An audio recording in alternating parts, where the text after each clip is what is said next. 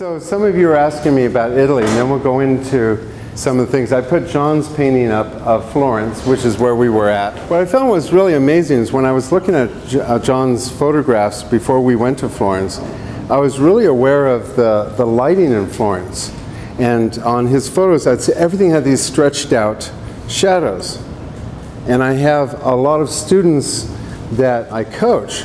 We're doing some Florentine paintings before we went over there, and I noticed when I got off the train, I noticed how the light is different there. And I thought that was really unusual. It's like walking into some of these photographs. I thought it was really amazing. And so here we have the typical Florence scene, and the streets are fabulous. I mean, I was just overwhelmed. The whole trip was just amazing from beginning to end. It was special for me, but what really made it special was that most of the students that went with us to Florence were my coaching students. Had a couple of students from my classes, but they were my coaching students. And what was great is that they came from all over the world to meet up in one spot.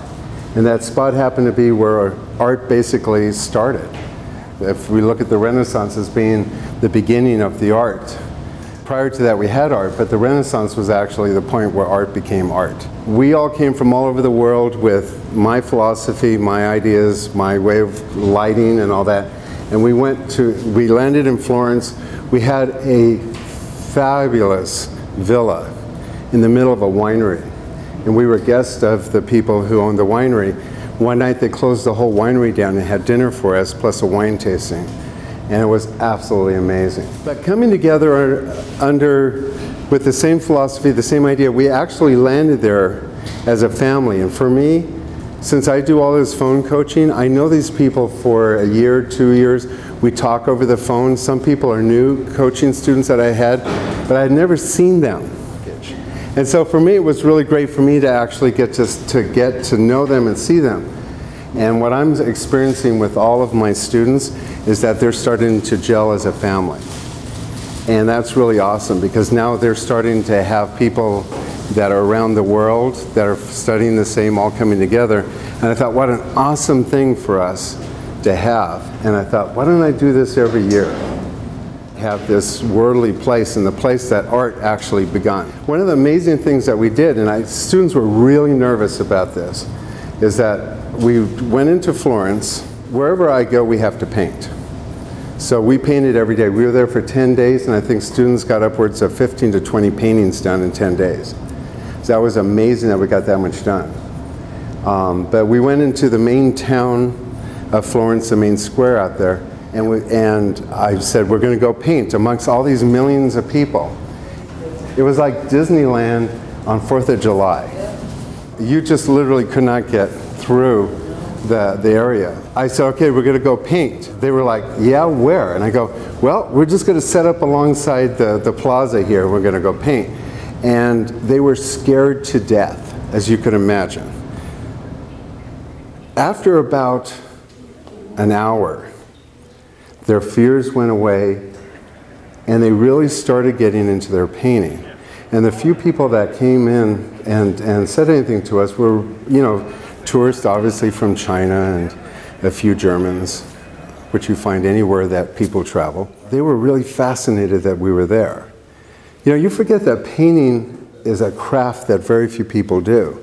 I mean, we gauge our society by the art that society creates. So when people see artists working, it draws them because they're fascinated. They wish they could do something like that for themselves. You don't know how special you guys are.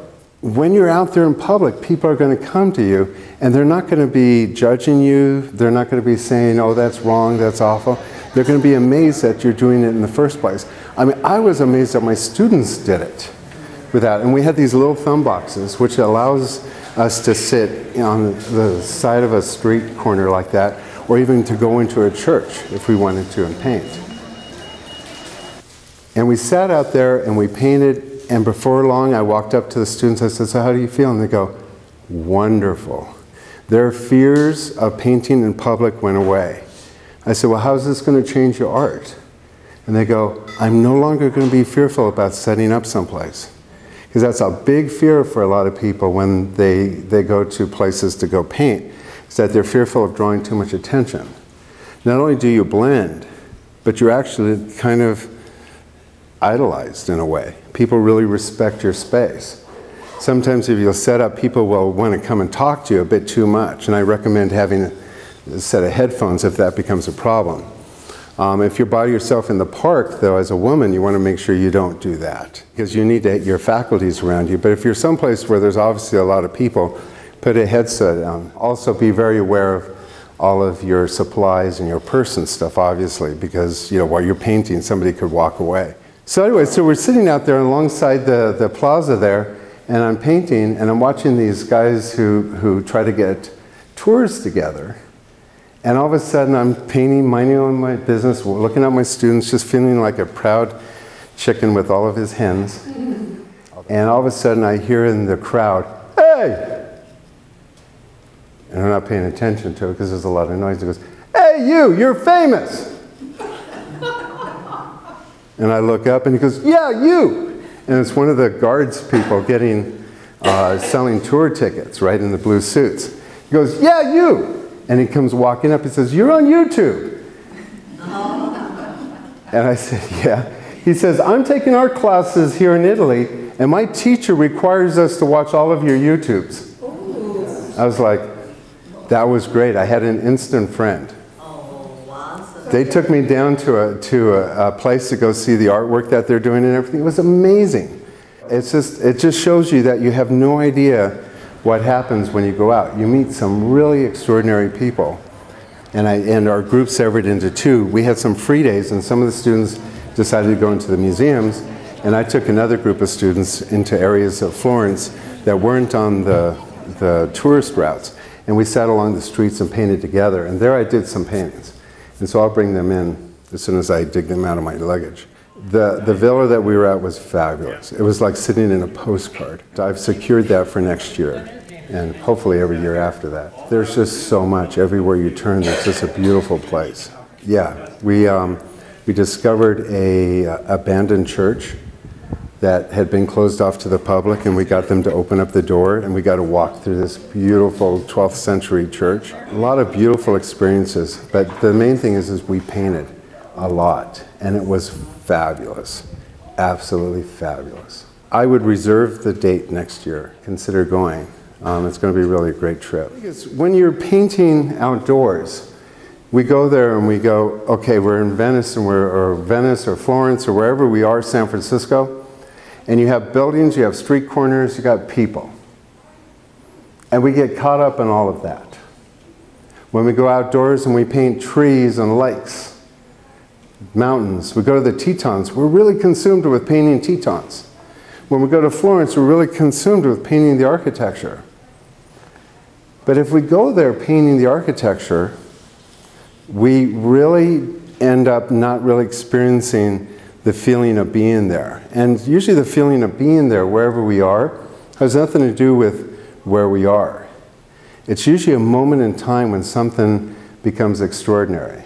And to go to someplace like Florence or Tuscany, it's that light, that experience, that moment that keeps changing, and every time you look out, it's a different view of something more spectacular. Nothing has changed. It's just the light. In our villa that we were at, we were looking out over your typical Tuscany scene with the wineries and all of the villas up on the hillsides. And it was the same scene with a big, beautiful olive tree with a picnic bench underneath, and then all of the vineyards and stuff. And every minute you would look across there, it would be the perfect postcard for Italy. And every one of them was unique, but the only thing that changed was the lighting. And so when we look at a cityscape like this, it could be San Francisco, San Jose, or anything, and I invite you to go ahead and start painting your neighborhood. It's the lighting effect that counts. It's a lighting effect, what you do with light. And so this would be a boring painting if it wasn't for the introduction of light. And I can't stress how important getting the light accurate in a painting is. And when you're painting the Tetons, don't paint the mountains. Paint the light that's coming into the painting. Learning how to work with light is what I teach. So take advantage of that. In my absence, apparently, some of you decided to get together and paint behind my back. See, I can't go away anymore because you guys are sneaky. And so some of you came in and you set up the still lifes. And the still life that you guys did is my still life that I give my phone coach students. I have a series. And so last week we did the first one, and then this one, here's the second one in the series. And the main reason why I have people do this in the series, we start off with a glass of water, which is basically nothing. The second thing we do is we start looking at just white eggs on a plate with a white background and see what is it that we actually look at. Because the philosophy that I teach is to paint what you see, which is the philosophy of Mrs. Gugulinski. You don't know Mrs. Gugulinski. You haven't watched all of my videos, though. But anyways, to go back over, Mrs. Gugulinski is a lady that I met when I was about 21. And I was introduced to her by somebody by the name of Alexander who restored paintings. And he had a painting of a Rubens that had to be repainted. And I didn't think it was possible, but all of a sudden he unrolled this after several months, and it was beautifully painted. And I said, who did this restoration? And he goes, Mrs. Gugulinski did. And I said, I need to meet her. And so she's a little Polish lady that lived in the retirement high-rises in San Francisco in a little tiny apartment, not even as big as this room. Wall-to-wall paintings from floor to ceiling, thick. You had to walk around the canvases and just stacked up. At the time she was 93, and that was 30 years ago, 40 years ago. I went to go see her and I wanted to know what the secret of painting was. And I sat with her all day, just milking her. She barely spoke English, which became a little bit of a problem, but I sat there, the room was stuffy, her tea was bad. I sat there just trying to, okay, so what's the secret? Give me something. It's kind of like when my students call me for information, kind of like when you showed up for class. Feed me, I'm an open book, right? So I'm sitting there going, come on, give me something, hold on. And all she would say is, painta what you see. Well, I already do that. There's got to be more to that. And she'd go, paint what you see. And I go, I do that. I get that. But there has to be more. Always more, right? Well, those words, although easily spoken, are some of the most difficult things I find students doing. And that's really where I find that I excel with trying to teach people, is to paint what they see. We just don't, we look at things, and Leonardo da Vinci said this. So we look at things, but we don't see. We eat, but we don't taste. We hear, but we don't listen. As an artist, you have to really heighten your senses. You know, a lot of artists are accused of drinking too much, eating too much, fornicating too much. Can there be too much fornication? I don't know. But anyway, the thing is that we're sensation hounds. We love food, we love wine, we love touch, we love sound, we love music. Leonardo da Vinci would always have a band playing while he painted. He always thought that painting was the superior art because once the art created, it stayed. Unlike actors that would perform, and unlike music at the time that couldn't be recorded. I wonder what he would say now that DVDs and you know, music can be recorded and kept, especially to the quality that it is. But we really love sound, we really love taste, we really love beauty, but we have to experience it, and to experience it, sometimes you just really have to be present. And so I'll show you a white egg, and you go, oh, that's easy, I'll just paint it white and gray. But it wasn't like that, was it? Did you see things that you didn't see normally? Where's the central focal point? The yellow egg. Yeah. The problem is the yolk is a thing. So it's always the light on a subject that makes the center focal point. It doesn't have a lot of variety of shadows and shape. And really, a gray painting is 90% shadow and 10% light. See, that's what we're doing with your camel painting. We're putting more shadows in, brings out the light. It's a little more exciting. Now notice on here, she started off with a burnt sienna wash, and that's kind of a good way to go. You can start off with a burnt sienna wash and wipe it off and kind of get a cool drawing. Then she went in with the center focal point. That's the way that you want to start, is always going after the center focal point and work out. And then as you go out, you can compare. Now here you can see more shadows, and you can feel that right now, that center focal point, although it's early on in the painting, it is established. Her job as she goes through this painting is try to keep that center focal point clear. Okay. So in this one here, you can see that it all went kind of chalky in here. You have some nice warm shadows in here, but all went kind of chalky. And also in the setup, you could see that you have a quarter of the painting nothing.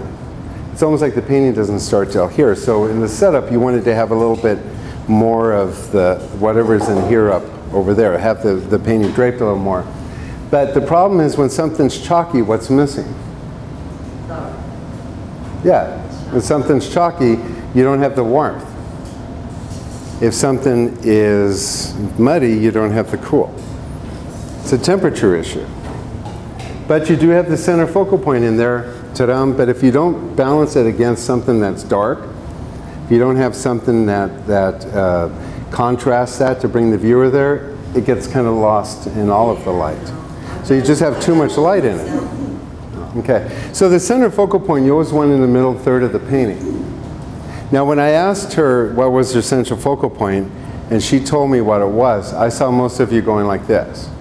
If I talk and I don't make a point, you'd sit there and go. Well, first thing, you should have pointed the central focal point more around the middle of the painting. I know. But the thing is, art is language, and what you're learning is phonetics. You're learning what language is. When we went to Italy, I was amazed at Nan's husband, who was, we were bunking with, and we had beautiful accommodations. It was really amazing. But I'd get up, and he was a Latin expert. He had studied Latin. I thought, who would study Latin these days? Who speaks Latin? Oh my God, he could go into any language and understand what people said. And we would find things written on walls, not graffiti, but stuff that somebody had carved out of marble. And because everything in Florence is a historical monument of some kind. This is where Galileo lived, and this is where Dante's Inferno was written. It's like all this, even Pinocchio is like idolized in Florence. It's like, I said, what is this, all this Pinocchio stuff? But anyway, but the thing is, art is language. And so what we want to do is we want to learn the Latin, the root of everything. And part of the root is kind of how we understand and see things. The way that we see things is that our eyes focus in on them. And you remember in the olden days you had a camera. In the middle of the camera you had a little hair in the center, the little cross.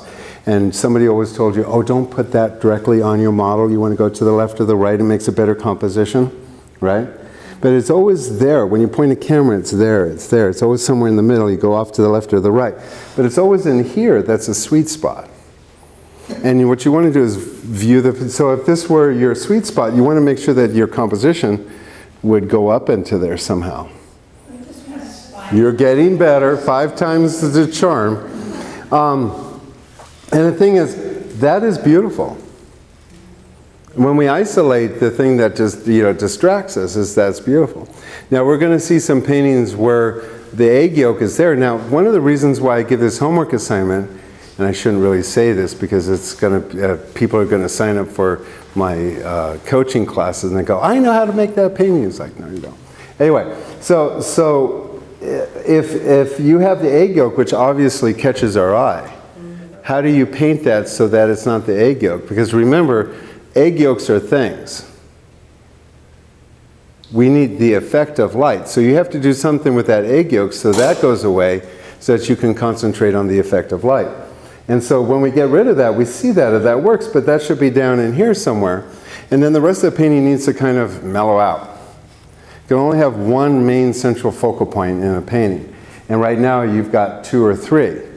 And so just in the future, when you design a painting, try to remember somewhere in that middle third, you want to have the central focal point. Now, there's a lot of ways you can break those rules, but know them before you break them. If you like to take your painting to the next level, regardless at whatever level you are, please feel free to contact me at 415-606-9074.